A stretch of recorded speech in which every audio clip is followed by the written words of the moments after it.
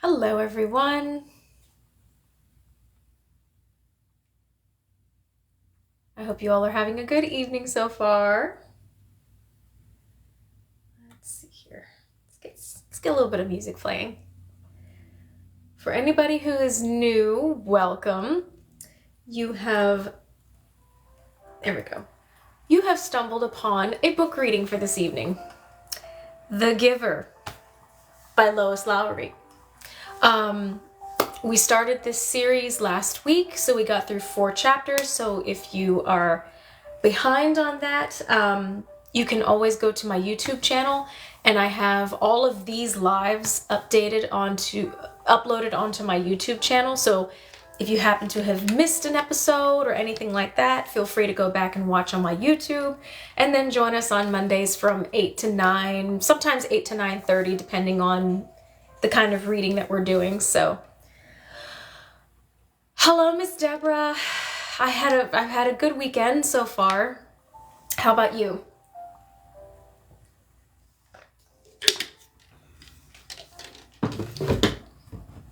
We'll typically give this till about 8:05.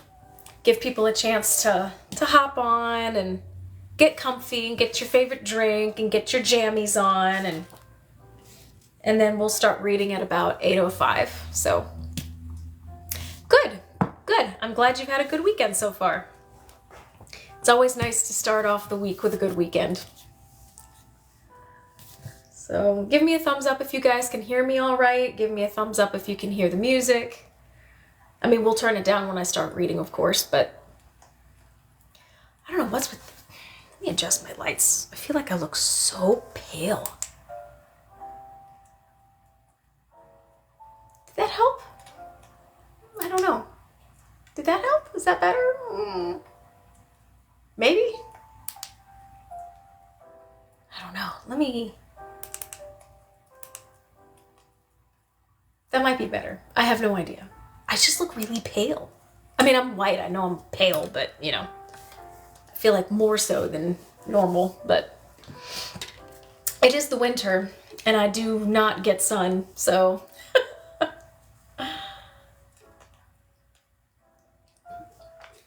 Hello, everyone. Hello. Thank you for joining us on this Monday.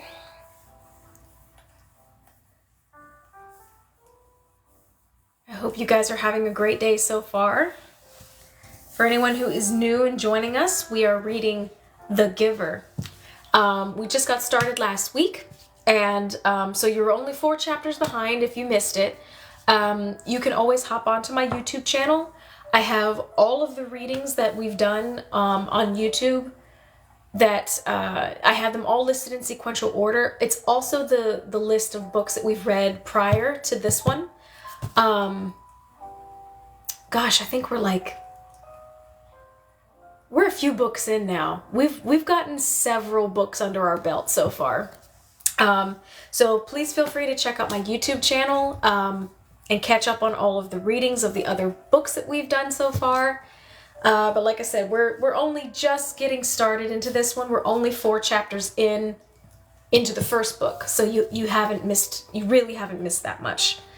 But for anyone who has read these books before, or anyone who has seen the movie, because I haven't seen the Giver movie, I kind of gave up on watching book to movie adaptations. There's so much that gets left out. I mean, obviously, but it's just not the same as reading the book and getting in all those juicy details. But so if you like fiction, you have come to the right place, because primarily that's all we have read so far. So, but we just finished up the Kishara book series. That was a 5-book series, and they're not like this. This is probably all of the last 5 books that we read all at once. The last few books we read were very, very skinny. Now granted, this is 4 stories in one, so don't be intimidated by the size of this book. This is 4 stories in one. So some of you may have the quartet in different, just the separate, but this is all, they're all right here. So, all right, so it's about, what time is it? 8:04. Okay. Yeah, we'll go ahead. We'll go ahead and get started. So, let me go ahead and turn this down a little bit. Okay.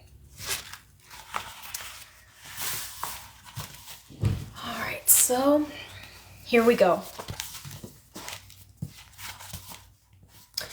Chapter 5. Usually, at the morning ritual, when the family members told their dreams, Jonas didn't contribute much. He rarely dreamed. Sometimes he awoke with a feeling of fragments afloat in his sleep, but he couldn't seem to grasp them and put them together into something worthy of telling at the ritual. But this morning was different. He had dreamed very vividly the night before. His mind wandered while Lily, as usual, recounted a lengthy dream, this one a frightening one, in which she had, against the rules, been riding her mother's bicycle and been caught by the security guards. They all listened carefully and discussed with Lily the warning that the dream had given. "Thank you for your dream, Lily," Jonas said the standard phrase automatically and tried to pay better attention while his mother told of a dream fragment, a disquieting scene where she had been chastised for a rule infraction she didn't understand. Together they agreed that it was probably resulted from her feelings when she had reluctantly dealt punishment to the citizen who had broken the major rules for a second time.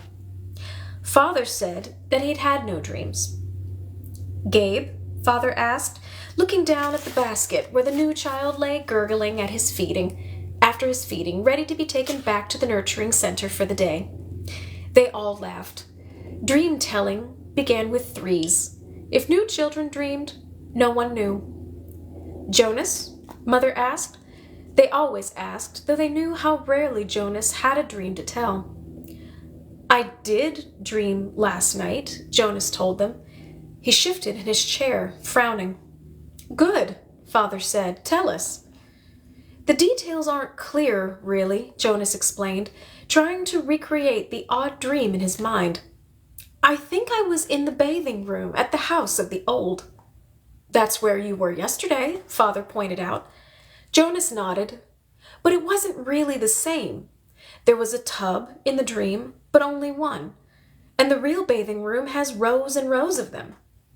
But the room in the dream was warm and damp, and I had taken off my tunic, but hadn't put on the smock, so my chest was bare. I was perspiring because it was so warm, and Fiona was there, the way she was yesterday." "Asher too?" Mother asked. Jonas shook his head. "No, it was only me and Fiona, alone in the room, standing beside the tub. She was laughing, but I wasn't. I was almost a little angry at her, in the dream, because she wasn't taking me seriously." "Seriously about what?" Lily asked. Jonas looked at his plate. For some reason that he didn't understand, he felt slightly embarrassed. "I think I was trying to convince her that she should get into the tub of water." He paused.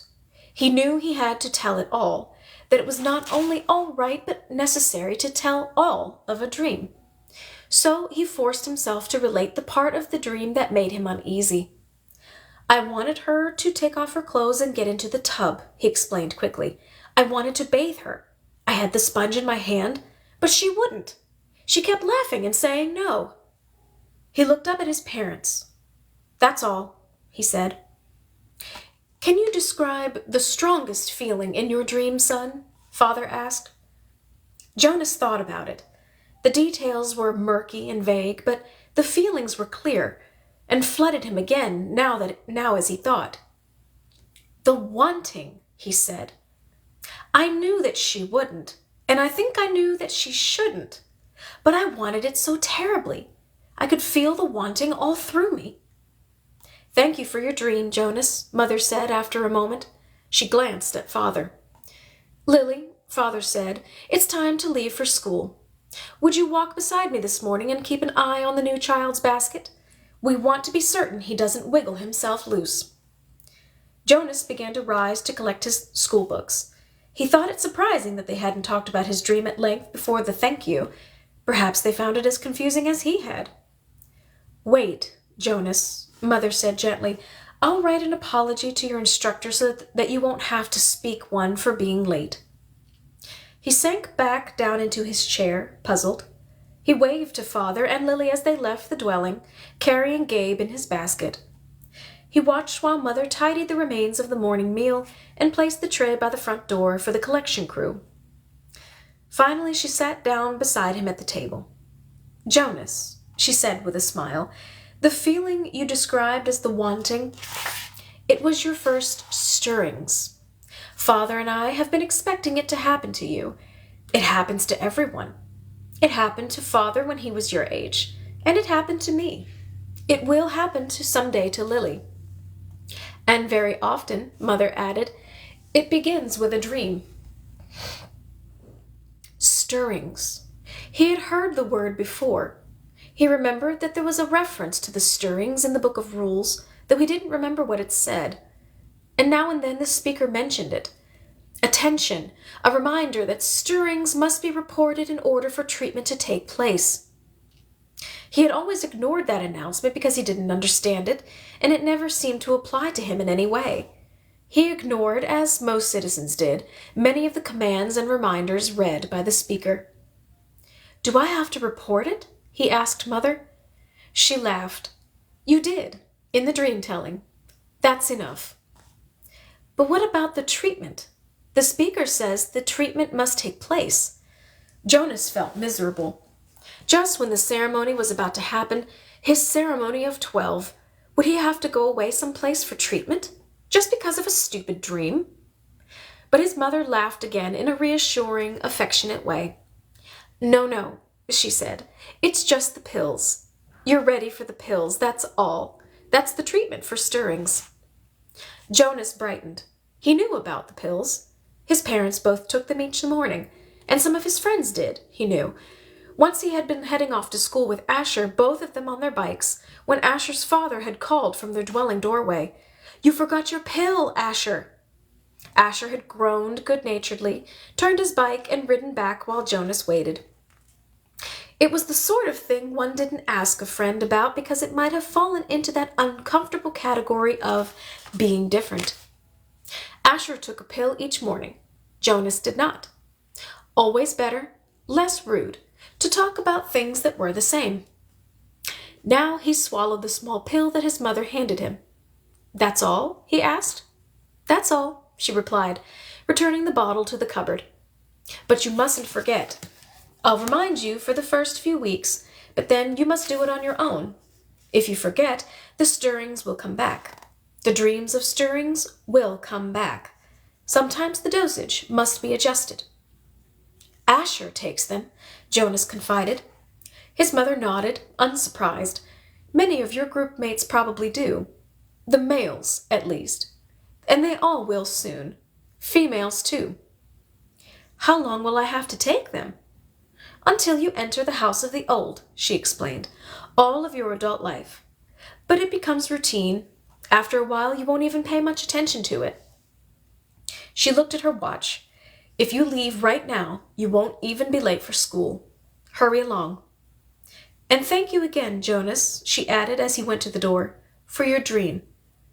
Pedaling rapidly down the path, Jonas felt oddly proud to have joined those who took the pills. For a moment, though, he remembered the dream again. The dream had felt pleasurable. Though the feelings were confused, he thought that he had liked the feelings that his mother had called stirrings. He remembered that upon waking, and he'd wanted to feel the stirrings again.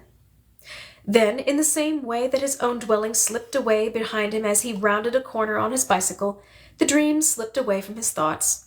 Very briefly, a little guiltily, he tried to grasp it back, but the feelings had disappeared. The stirrings were gone. Chapter 6.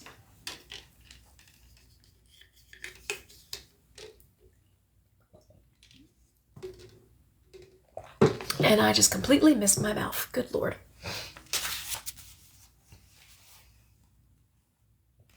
"Lily, please hold still," Mother said again. Lily, standing in front of her, fidgeted impatiently. I can tie them myself, she complained. I always have. I know that, Mother replied, straightening the hair ribbons on the little girl's braids. But I also know that they constantly come loose, and more often than not, they're dangling down your back by afternoon. Today, at least, we want them to be neatly tied and to stay neatly tied. I don't like hair ribbons. I'm glad I only have to wear them one more year, Lily said irritably. Next year I get my bicycle too, she added more cheerfully. There are good things each year, Jonas reminded her. This year you get to start your volunteer hours. And remember last year when you became a 7? You were so happy to get your front button jacket. The little girl nodded and looked down at herself, at the jacket with its row of large buttons that designated her as a 7. 4s, 5s, and 6s all wore jackets that fastened down the back so that they would have to help each other dress and would learn interdependence. The front button jacket was the first sign of independence, the very first visible symbol of growing up. The bicycle, at 9, would be the powerful emblem of moving gradually out into the community, away from the protective family unit. Lily grinned and wriggled away from her mother. And this year you get your assignment, she said to Jonas in an excited voice. I hope you get pilot, and that you can take me flying. Sure I will, said Jonas, and I'll get a special little parachute that just fits you, and I'll take you up to, maybe 20,000 feet and open the door and... Jonas, Mother warned. I was only joking, Jonas groaned. I don't want pilot anyway. If I get pilot, I'll put in an appeal. Come on, Mother said. She gave Lily's ribbons a final tug. Jonas, are you ready? Did you take your pill? I want to get a good seat in the auditorium. She prodded Lily to the front door, and Jonas followed. It was a short ride to the auditorium, Lily waving to her friends from her seat on the back of Mother's bicycle. Jonas stowed his bicycle beside Mother's and made his way through the throng to find his group. The entire community attended the ceremony each year. For the parents, it meant 2 days' holiday from work. They sat together in the huge hall. Children sat with their groups until they went, one by one, to the stage. Father, though, would not join Mother in the audience right away. For the earliest ceremony, the naming, the nurturers brought the new children to the stage. Jonas, from his place in the balcony with the 11s, searched the auditorium for a glimpse of Father. It wasn't at all hard to spot the nurturers section at the front. Coming from it were the wails and howls of the new children, who sat squirming on the nurturers' laps. At every other public ceremony, the audience was silent and attentive. But once a year, they all smiled indulgently at the commotion from the little ones waiting to receive their names and families. Jonas finally caught his father's eye and waved. Father grinned and waved back, and then held up the hand of the new child on his lap, making it wave too. It wasn't Gabriel. Gabe was back at the nurturing center today, being cared for by the night crew. He had been given an unusual and special reprieve from the committee and granted an additional year of nurturing before his naming and placement. Father had gone before the committee with a plea on behalf of Gabriel, who had not yet gained the weight appropriate to his days of life, nor begun to sleep soundly enough at night to be placed with his family unit. Normally, such a new child would be labeled inadequate and released from the community.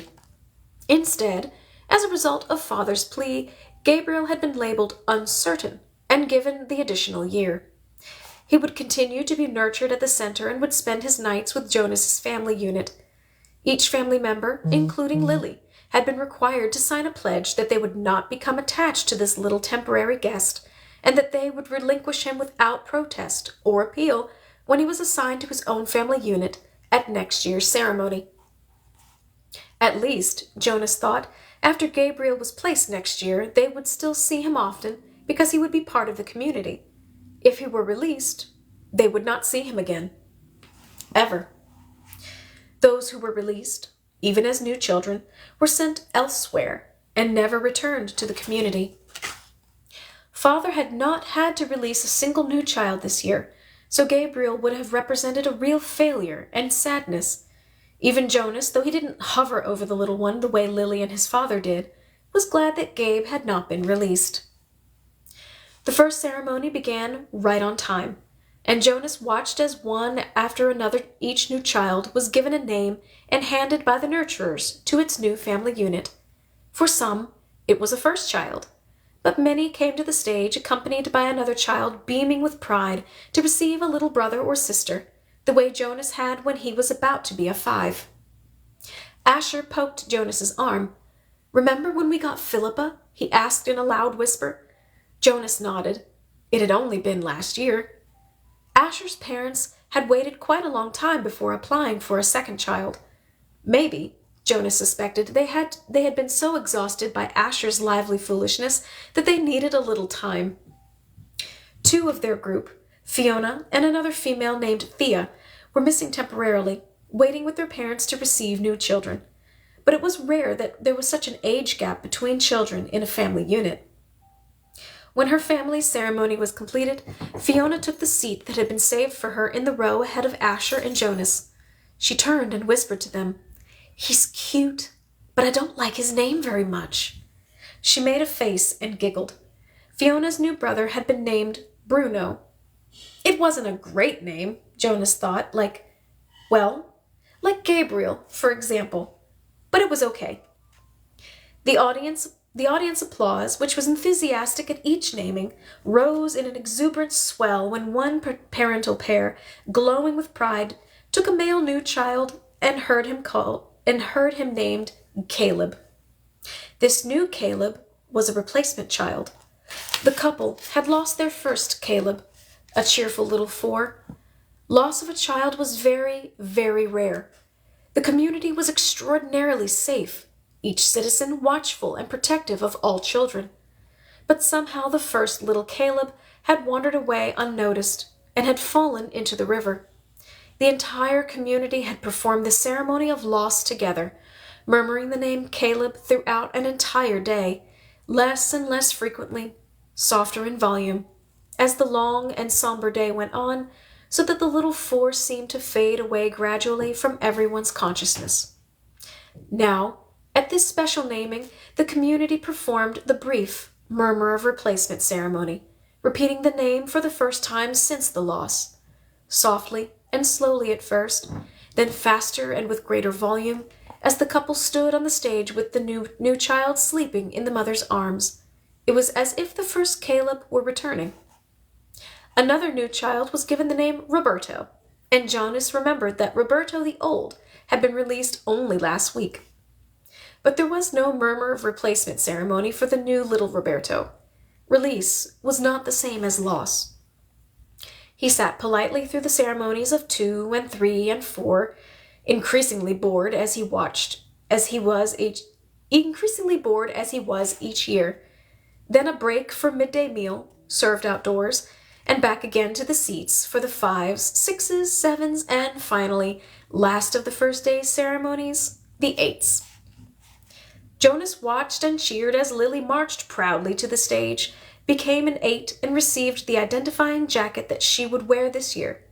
This one with smaller buttons and, for the first time, pockets, indicating that she was mature enough now to keep track of her own small belongings. She stood solemnly listening to the speech of firm instructions on the responsibilities of 8 and doing volunteer hours for the first time. But Jonas could see that Lily, though she seemed attentive, was looking longingly at the row of gleaming bicycles, which would be presented tomorrow morning to the 9s. Next year, Lily-Billy, Jonas thought. It was an exhausting day, and even Gabriel, retrieved in his basket from the nurturing center, slept soundly that night. Finally, it was the morning of the ceremony of 12. Now, Father sat beside Mother in the audience. Jonas could see them applauding dutifully at the 9s, one by one, wheeled their new bicycles, each with its gleaming name tag attached to the back, from the stage. He knew that his parents cringed a little as he did when Fritz, who lived in the dwelling next door to theirs, received his bike and almost immediately bumped into the podium with it. Fritz was a very awkward child who had been summoned for chastisement again and again. His transgressions were small ones, always. Shoes on the wrong feet, schoolwork misplaced, failure to study adequately for a quiz. But each such error reflected negatively on his parents' guidance and infringed on the community's sense of order and success. Jonas and his family had not been looking forward to Fritz's bicycle, which they realized would probably too often be dropped on the front walk instead of wheeled neatly into its port. Finally, the nines were all resettled in their seats, each having wheeled a bicycle outside where it would be waiting for its owner at the end of the day. Everyone always chuckled and made small jokes when the nines rode home for the first time. "Want me to show you how to ride?" older friends would call. "I know you've never been on a bike before." But invariably the grinning nines, who, in technical violation of the rule, had been practicing secretly for weeks, would mount and ride off in perfect balance, training wheels never touching the ground. Then the tens. Jonas never found the ceremony of 10 particularly interesting, only time-consuming, as each child's hair was snipped neatly into its distinguishing cut. Females lost their braids at 10, and males, too, relinquished their long, childish hair and took on the more manly short style which exposed their ears. Laborers moved quickly to the stage with brooms and swept away the mounds of discarded hair. Jonas could see the parents of the new tens stir and murmur, and he knew that this evening, in many dwellings, they would be snipping and straightening the hastily done haircuts, trimming them into a neater line. 11s. It seemed a short time ago that Jonas had undergone the ceremony of 11, but he remembered that it was not one of the most interesting ones. By 11, one was only waiting to be 12. It was simply a marking of time with no meaningful changes.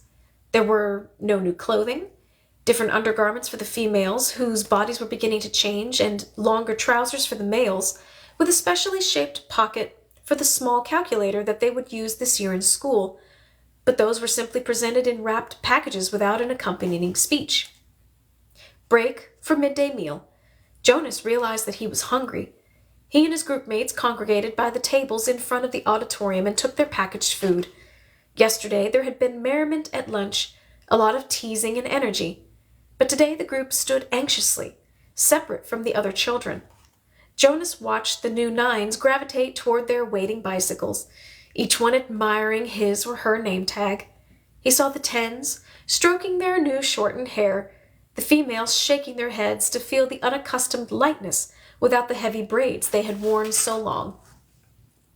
"I heard about a guy who was absolutely certain he was going to be assigned engineer," Asher muttered as they ate, "and instead they gave him sanitation laborer. He went out the next day, jumped into the river, swam across, and joined the next community he came to. Nobody ever saw him again." Jonas laughed. "Somebody made that story up, Ash," he said. "My father said he heard that story when he was a 12. But Asher wasn't reassured. He was eyeing the river where it was visible behind the auditorium. "I can't swim very well," he said. "My swimming instructor said that I don't have the right boyishness or something." "Buoyancy," Jonas corrected him. "Whatever. I don't have it. I sink." "Anyway," Jonas pointed out, "have you ever once known of anyone, and I mean really known for sure, Asher, not just heard of a story about it, who joined another community?" "No," Asher admitted reluctantly, "but you can. It says so in the rules. If you don't fit in, you can apply for elsewhere and be released. My mother says that once, about 10 years ago, someone applied and was gone the next day." Then he chuckled. "She told me that because I was driving her crazy, she threatened to apply for elsewhere." She was joking. "I know, but it was true, what she said, that someone did that once. She said that it was really true. Here today and gone tomorrow. Never seen again. Not even a ceremony of release." Jonas shrugged. It didn't worry him. How could someone not fit in? The community was so meticulously ordered, the choices so carefully made.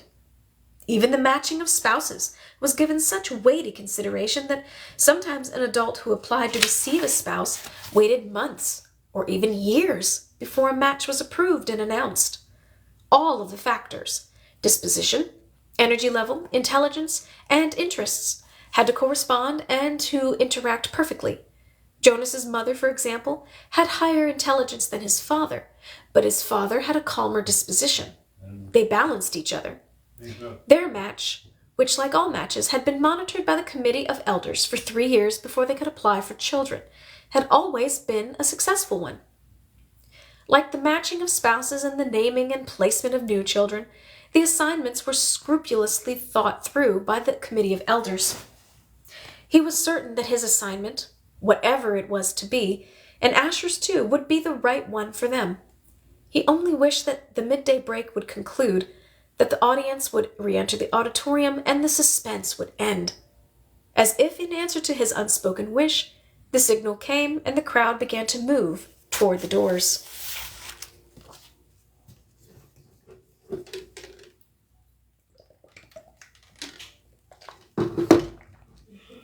For anyone who is just joining us, welcome, welcome. Chapter 7.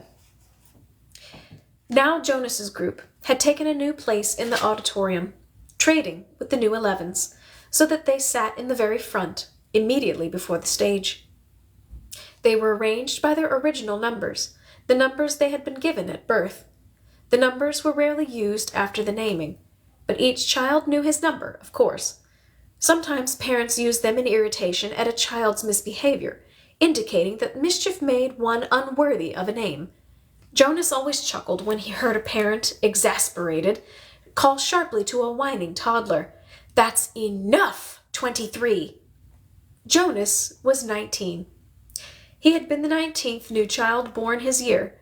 It had meant that at his naming he had been already standing and bright-eyed, soon to walk and talk. It had given him a slight advantage of the first year or two, a little more maturity than many of his group mates who had been born in the later months of that year. But it evened out, as it always did, by 3.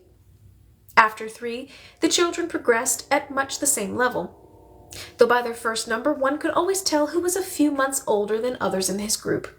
Technically, Jonas's full number was 1119, since there were other 19s, of course, in each age group. And today, now that the new 11s had been advanced this morning, there were 2 1119s. At the midday break, he had exchanged smiles with the new one, a shy female named Harriet. But the duplication was only for these few hours. Very soon he would not be an 11, but a 12, and age would no longer matter. He would be an adult, like his parents, though a new one, and untrained still. Asher was 4, and sat now in the row ahead of Jonas. He would receive his assignment 4th. Fiona, 18, was on his left. On his other side sat 20, a male named Pierre, whom Jonas didn't like that much. Pierre was very serious, not much fun, and a worrier and tattletale too. "Have you checked the rules, Jonas?" Pierre was always whispering solemnly. "I'm not sure that's within the rules." Usually it was some foolish thing that no one cared about, opening his tunic if it was a day with a breeze, taking a brief try on a friend's bicycle just to experience the different feel of it. The initial speech at the ceremony of 12 was made by the chief elder, the leader of the community who was elected every 10 years. The speech was much the same each year. Recollection of the time of childhood and the period of preparation, the coming responsibilities of adult life, the profound importance of assignment, the seriousness of training to come. Then the chief elder moved ahead in her speech. "This is the time," she began, looking directly at them, "when we acknowledge differences. You 11s have spent all your years till now learning to fit in, to standardize your behavior, to curb any impulse that might set you apart from the group. But today, we honor your differences. They have determined your futures." She began to describe this year's group and its variety of personalities, though she singled no one out by name. She mentioned that there was one who had singular skills at caretaking, another who loved new children, one with unusual scientific aptitude, and a 4th for whom physical labor was an obvious pleasure. Jonas shifted in his seat, trying to recognize each reference as one of his group mates. The caretaking skills were of no doubt those of Fiona, on his left. He remembered noticing the tenderness with which she had bathed the old. Probably the one with scientific aptitude was Benjamin, the male who had devised new, important equipment for the rehabilitation center. He heard nothing that he recognized as himself, Jonas. Finally, the chief elder paid tribute to the hard work of her committee, which had performed the observations so meticulously all year. The committee of elders stood and was acknowledged by applause. Jonas noticed Asher yawn slightly, covering his mouth politely with his hand. Then, at last, the chief elder called number 1 to the stage, and the assignments began. Each announcement was lengthy, accompanied by a speech directed at the new 12. Jonas tried to pay attention as 1, smiling happily, received her assignment as fish hatchery attendant, along with words of praise for her childhood spent doing many volunteer hours there, and her obvious interest in the important process of providing nourishment for the community. Number 1, her name was Madeline, returned finally amidst applause to her seat, wearing the new badge that designated her fish hatchery attendant. Jonas was certainly glad that assignment was taken. He wouldn't have wanted it, but he gave Madeline a smile of congratulation. When 2, a female named Inger, received her assignment as birth mother, Jonas remembered that his mother had called it a job without honor. But he thought that the committee had chosen well. Inger was a nice girl, though somewhat lazy, and her body was strong. She would enjoy the 3 years of being pampered that would follow her brief training. She would give birth easily and well, and the task of labor that would follow would use her strength, keep her healthy, and impose self-discipline. Inger was smiling when she resumed her seat. Birth mother was an important job, if lacking in prestige. Jonas noticed that Asher looked nervous. He kept turning his head and glancing back at Jonas until the group leader had to give him a silent chastisement, a motion to sit still and face forward. 3, Isaac, was given an assignment as instructor of 6s, which obviously pleased him and was well deserved. Now there were 3 assignments gone, none of them ones that Jonas would have liked. Not that he would have been a birth mother anyway, he realized with amusement. He tried to sort through the list in his mind, the possible assignments that remained, but there were so many he gave it up, and anyway, now it was Asher's turn. He paid strict attention as his friend went to the stage and stood self-consciously beside the chief elder. All of us in the community know and enjoy Asher, the chief elder began. Asher grinned and scratched one leg with the other foot. The audience chuckled softly. When the committee began to consider Asher's assignment, she went on, there were some possibilities that were immediately discarded, some that would clearly not have been right for Asher. For example, she said, smiling, we did not consider for an instant designing Asher an instructor of 3s, or designating Asher an instructor of 3s. The audience howled with laughter. Asher laughed too, looking sheepish but pleased at the special attention. The instructors of 3s were in charge of the acquisition of correct language. In fact, the chief elder continued, chuckling a little herself, we even gave a little thought to some retroactive chastisement for the one who had been Asher's instructor of 3s so long ago. At the meeting where Asher was discussed, we retold many of the stories that we all remembered from his days of language acquisition. Especially, she said, chuckling, the difference between snack and smack. Remember, Asher? Asher nodded ruefully, and the audience laughed aloud. Jonas did too. He remembered, though he had only been a 3 at the time himself. Punishments used for small children was a regulated system of smacks with a discipline wand, a thin, flexible weapon that stung painfully when it was wielded. The child care specialists were trained very carefully in the discipline methods. A quick smack across the hands for a bit of minor misbehavior, 3 sharper smacks on the bare legs for a second offense. Poor Asher, who always talked too fast and mixed up words, even as a toddler. As a 3, eager for his juice and crackers at snack time, he one day said smack instead of snack, as he stood waiting in line for the morning treat. Jonas remembered it clearly. He could still see little Asher wiggling with impatience in the line. He remembered the cheerful voice call out, "I want my smack!" The other threes, including Jonas, had laughed nervously. "Snack," they corrected. "You meant snack, Asher." But the mistake had been made, and precision of language was one of the most important tasks of small children. Asher had asked for a smack. The discipline wand in the hand of the child care worker whistled as it came down across Asher's hands. Asher whimpered, cringed, and corrected himself instantly. "Snack," he whispered. But the next morning he had done it again, and again the following week. He couldn't seem to stop, though for each lapse the discipline wand came again, escalating to a series of painful lashes that left marks on Asher's legs. Eventually, for a period of time, Asher stopped talking altogether when he was a 3. For a while, the chief elder said, relating the story, we had a silent Asher. But he learned. She turned to him with a smile. When he began to talk again, it was with greater precision, and now his lapses are very few, his corrections and apologies are very prompt, and his good humor is unfailing. The audience murmured in agreement. Asher's cheerful disposition was well known throughout the community. Asher, she lifted her voice to make the official announcement, we have given you the assignment of Assistant Director of Recreation. She clipped on his new badge as he stood beside her, beaming. Then he turned and left the stage as the audience cheered.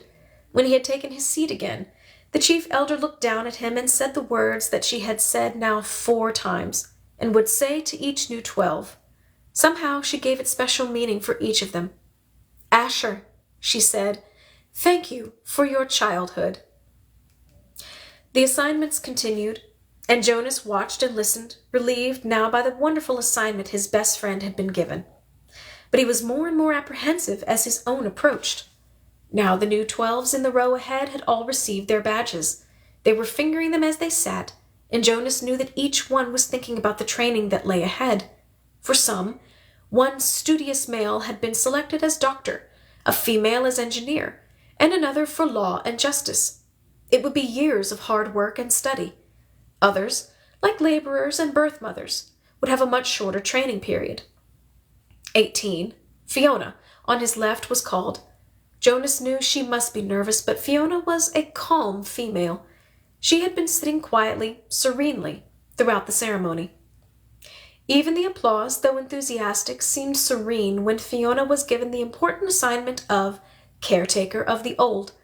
It was perfect for such a sensitive, gentle girl, and her smile was satisfied and pleased when she took her seat beside him again. Jonas prepared himself to walk to the stage when the applause ended, and the chief elder picked up the next folder and looked down to the group to call forward the next new 12. He was calm now that his turn had come.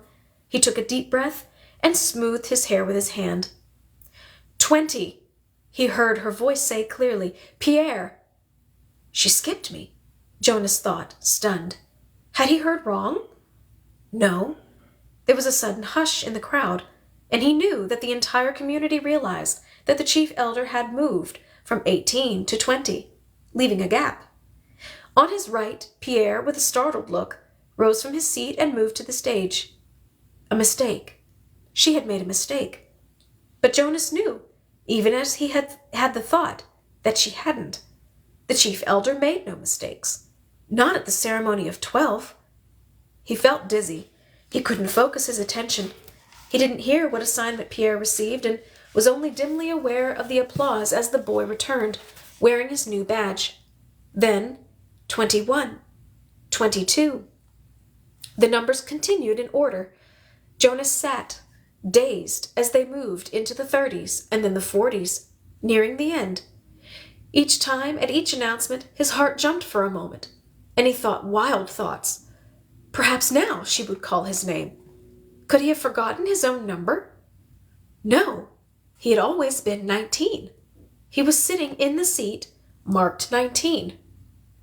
But she had skipped him. He saw the others in his group glance at him, embarrassed, and then avert their eyes quickly. He saw a worried expression on the face of his group leader. He hunched his shoulders and tried to make himself smaller in the seat. He wanted to disappear, to fade away, not to exist. He didn't dare to turn and find his parents in the crowd. He couldn't bear to see their faces darkened with shame. Jonas bowed his head and searched through his mind. What had he done wrong?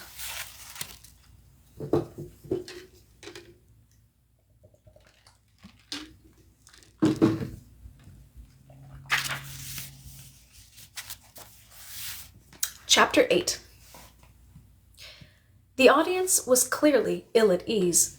They applauded at the final assignment, but the applause was piecemeal, no longer a crescendo of united enthusiasm. There were murmurs of confusion. Jonas moved his hands together, clapping, but it was an automatic, meaningless gesture that he wasn't even aware of. His mind had shut out all of the earlier emotions, the anticipation, excitement, pride, and even the happy kinship with his friends. Now he felt only humiliation and terror. The chief elder waited until the uneasy applause subsided. Then she spoke again. "I know," she said in her vibrant, gracious voice, "that you are all concerned, that you feel I have made a mistake." She smiled. The community, relieved from its discomfort very slightly by her benign statement, seemed to breathe more easily. It was very silent. Jonas looked up. "I have caused you anxiety," she said. "I apologize to my community." Her voice flowed over the assembled crowd.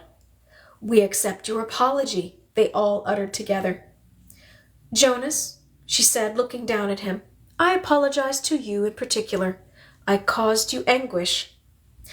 "I accept your apology," Jonas replied shakily. "Please come to the stage now." Earlier that day, dressing in his own dwelling, he had practiced the kind of jaunty, self-assured walk that he hoped he could make to the stage when his turn came. All of that was forgotten now.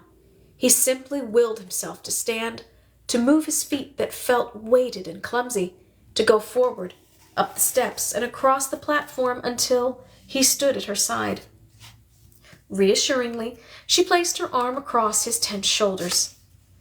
"Jonas has not been assigned," she informed the crowd, and his heart sank. She went on. "Jonas has been selected." He blinked. What did that mean? He felt a collective, questioning stir from the audience. They, too, were puzzled. In a firm, commanding voice, she announced, "Jonas has been selected to be our next receiver of memory." Then he heard the gasp, the sudden intake of breath, drawn sharply in astonishment by each of the seated citizens. He saw their faces. The eyes widened in awe. And still he did not understand. "Such a selection is very rare," the chief elder told the audience. "Our community has only one receiver. It is he who trains his successor." "We have had our current receiver for a very long time," she went on. Jonas followed her eyes and saw that she was looking at one of the elders. The committee of elders was sitting together in a group, and the chief elder's eyes were now on one who sat in the midst, but seemed oddly separate from them. It was a man Jonas had never noticed before, a bearded man with pale eyes. He was watching Jonas intently. "We failed in our last selection," the chief elder said solemnly. "It was 10 years ago, when Jonas was just a toddler. I will not dwell on the experience because it causes us all terrible discomfort." Jonas didn't know what she was referring to, but he could sense the discomfort of the audience. They shifted uneasily in their seats. "We have not been hasty this time," she continued. "We could not afford another failure." "Sometimes," she went on, speaking now in a lighter tone, relaxing the tension in the auditorium, "we are not entirely certain about the assignments, even after the most painstaking observations. Sometimes we worry that the one assigned might not develop, though through training, every attribute necessary. 11s are still children, after all. What we observe as playfulness and patience, the requirements to become nurturer, could, with maturity, be revealed as simply foolishness and indolence. So we continue to observe during training, and to modify behavior when necessary. But the receiver in training cannot be observed, cannot be modified. That is stated quite clearly in the rules. He is to be alone, apart, while he is prepared by the current receiver for the job which is the most honored in our community. Alone? Apart? Jonas listened with increasing unease. Therefore, the selection must be sound. It must be a unanimous choice of the committee. They can have no doubts, however fleeting. If, during the process, an elder reports a dream of uncertainty, that dream has the power to set a candidate aside instantly. Jonas was identified as a possible receiver many years ago. We have observed him meticulously. There were no dreams of uncertainty. He has shown all of the qualities that a receiver must have. With her hand still firmly on his shoulder, the chief elder listed the qualities. Intelligence, she said. We are all aware that Jonas has been a top student throughout his school days. Integrity, she said next. Jonas has, like all of us, committed minor transgressions. She smiled at him. We expect that. We hoped, also, that he would present himself promptly for chastisement, and he has always done so. Courage, she went on. Only one of us here today has ever undergone the rigorous training required of a receiver. He, of course, is the most important member of the committee, the current receiver. It was he who reminded us again, again and again, of the courage required. Jonas, she said, turning to him, but speaking in a voice that the entire community could hear, the training required of you involves pain, physical pain. He felt fear flutter within him. You have never experienced that. Yes, you have scraped your knees in falls from your bicycle. Yes, you crushed your finger in a door last year. Jonas nodded, agreeing as he recalled the incident and its accompanying misery. You will be faced now, she explained gently, with pain of a magnitude that none of us here can comprehend because it is beyond our experience. The receiver himself was not able to describe it, only to remind us that you would be faced with it, that you would need immense courage. We cannot prepare you for that. But we feel certain that you are brave, she said to him. He did not feel brave at all. Not now. The fourth essential attribute, the chief elder said, is wisdom. Jonas has not yet acquired that. The acquisition of wisdom will come through his training. We are convinced that Jonas has the ability to acquire wisdom. That is what we looked for. Finally, the receiver must have one more quality, and it is one which I can only name, but not describe. I do not understand it. You members of the community all will not understand it either. Perhaps Jonas will, because the current receiver has told us that Jonas has already has this quality. He calls it the capacity to see beyond.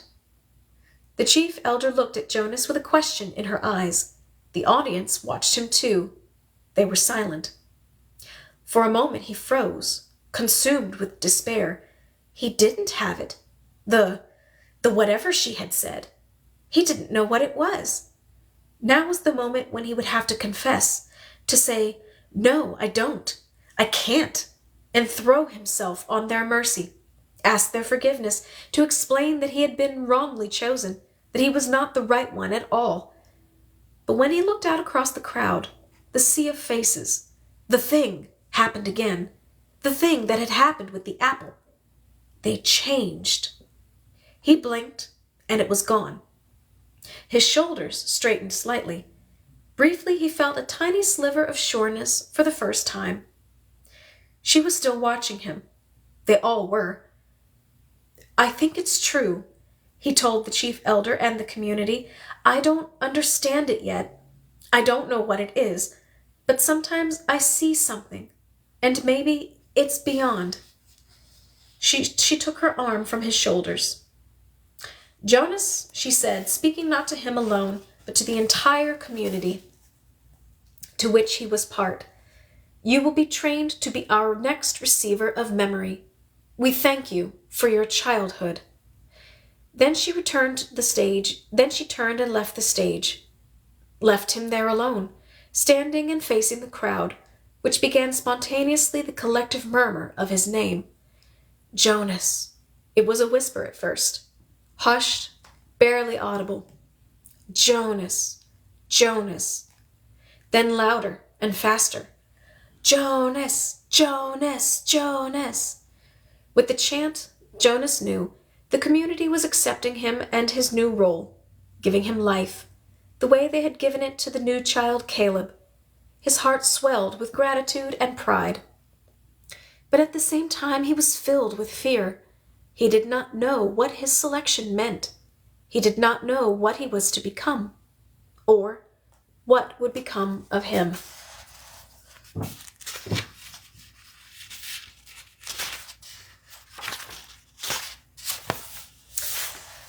All right.